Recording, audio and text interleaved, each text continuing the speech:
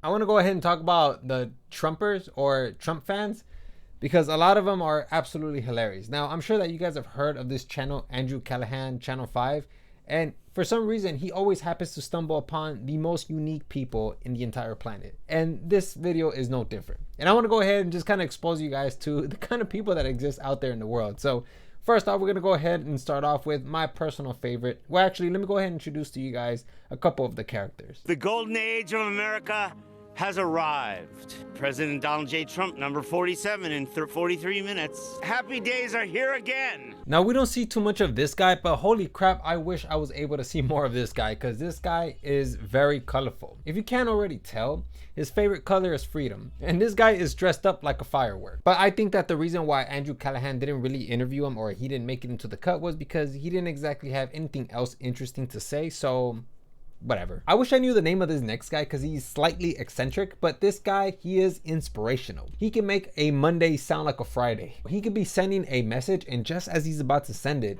autocorrect can correct one of his sentences into something inappropriate and it will still inspire the person who received it. Like this, like this. You're an idiot. This is We the Sequel, We the People, round two, as we take back our capital, as we take back the country after January 6th and all of those people running in jail for no reason. Most of them. He said, did you hear him at the end? He said, most of them. Most of them. I like how he's on his hype train and then immediately presses the brakes to allow reality to catch up to him. I respect that. So this guy, he has a lot of love for the January 6 people. As a matter of fact, he has so much love that Ashley Babbitt, who was unfortunately a victim of the January 6 riots, she was shot. And when she passed away, she was turned into ashes. And so he took some of those ashes and turned it into jewelry. Are you hoping for like exoneration for the January 6th people? I am indeed. In fact, I was down there at the vigil for the J6ers down on Freedom Corner with Mickey Withoff, who is Ashley Babbitt's mother. In fact, I have Ashley Babbitt's ashes in this necklace right here. I made this necklace with Ashley Babbitt's ashes. I made it for her and her husband. Yo, who is this guy, man? I want to cut one of his dreads just to keep it as a collectible. Now, I do want to go ahead and show you guys what he thinks about immigration because I think that immigration is a huge topic at the moment and a lot of people are afraid that, you know, their immigrant parents are going to be targeted or whatever the case is. I want to go ahead and allow him to explain it to you guys because I feel like he does the absolute best in explaining what the priorities are and who they're going after. What are your thoughts on the whole like mass deportation issue? Mass deportation. My wife is Mexican. Like I said, I live by the border. I love the Mexican people. There's a lot of good people. We definitely start at the top, meaning the worst, and work our way down. You know, necessarily not so many, all these little, you know, people with their families or people second generation, this and that. You know, let's not get too carried away. We'll start with the worst and we'll work our way down. So essentially what he's saying here is that they want to go for the most dangerous people and then obviously work their way down. And then for the immigrant families, they're not necessary. They just want to target the criminals. And I think that he broke it down in such a simple way. And you have to remember, because I know that there's going to be people who are, oh, well, he's not the law. Well, you got to remember that the president and all the other people that are working in his administration are working for the people. If the people don't want it, they're gonna back off. So I just kind of wanted to go ahead and show you guys where these Trumpers, they stand on immigration. So in case you have an immigrant family and you're worried about it, and if your family hasn't committed any crimes, then honestly, I don't really think that you should be too worried about this. Although I will say that Tom Homan has said that if there is one criminal immigrant and then there's other immigrants there that haven't necessarily committed a crime, then everybody in his vicinity is also going to be targeted and is going to be sent back to the country. But when you release a public safety threat out of a sanctuary jail and won't give us access to them, that means we got to go to the neighborhood and find them. And we will find him. But when we find him, he may be with others. Others that don't have a criminal conviction but are in the country illegally, they will be arrested too. Because we're not going to strike, and this is the difference between the last administration and this administration. ICE is going to enforce the immigration law. There's nothing in the INA, the Immigration Nationality Act, says you got to be convicted of a serious crime in order to be removed from this country. So there's going to be more collateral arrests in sanctuary cities because they forced us to go in the community and find the guy we're looking for. Tom Homan calls it collateral arrest. So if you're interested in knowing more about collateral arrest, there you go. Look it up. You can search for it. You can go on CNN, Fox News. They all talk about it. So yeah, I just kind of wanted to give you guys a heads up. I know these policies are pretty complex, but so far that's all I know. But I just thought that for immigrant families, I thought that was pretty important for you guys to know. All right, so moving on to the next guy. This guy is...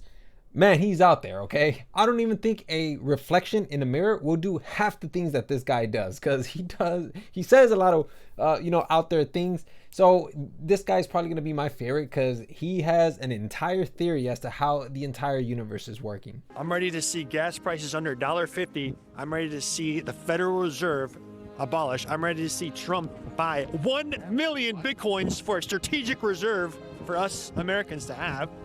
I'm ready to see the southern border is secure. I'm ready to see inflation go down to 0.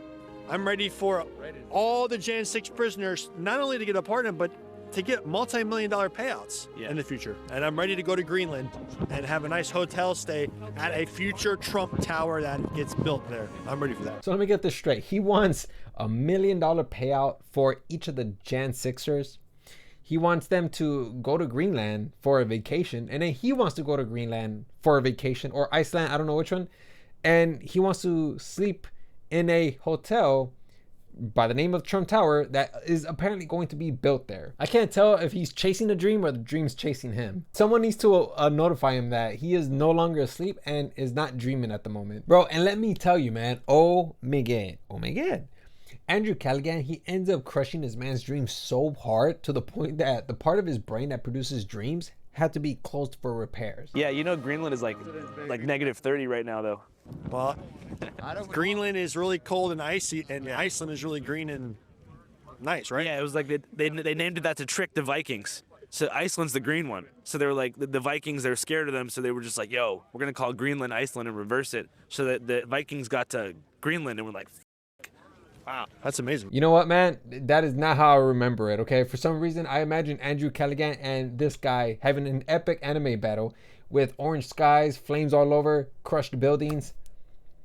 My brain lied to me. Hey, but that doesn't change the fact that his perspective is way out there, man. I mean, just take a look at it. Oh yeah, we are surrounded by ancient pagan symbols, from the obelisk there, which may be the biggest obelisk in the world, to the dome there of Isis, the ever-pregnant womb of Isis, in the occult mindset. That's what that is. With the apotheosis of George Washington, which is that mural inside the dome, which represents that Masonic future that so many Masons are into having, where they ascend as a god into some type of paradise. It's not from the Bible, and I'm totally against all that. I'm standing here for Jesus Christ of Nazareth, the Lord of the heavens and the earth. Whoa. Yo, whoa. What the f***, man? What's up with the plot twist? You better explain yourself. wait, I'm a bit confused. You're here for Jesus Christ. However, the pagan symbology is also important. Well, it's not important to me, but it is what it is. Yeah. Because the plan that was put in place to build Washington, D.C. was a plan, in fact, to honor the ancient gods. And the plan was not to honor Jesus Christ. The people who designed this place, the main people, were into it to honor their Masonic god, who is Satan, recorded about in the King James Version Bible. Huh. Bro, can I ask you a question? Legitimately. Do you spend an hour on a periodic table looking for the element of surprise? My dude, where in the hell did you get that idea from? Did you pull that off from like a fortune cookie with a bad attitude? How did you come up with that idea that these people were worshiping Satan of all people? Wait a minute. There's only one explanation. This guy watches InfoWars, doesn't he? Where do you get most of your news and information from?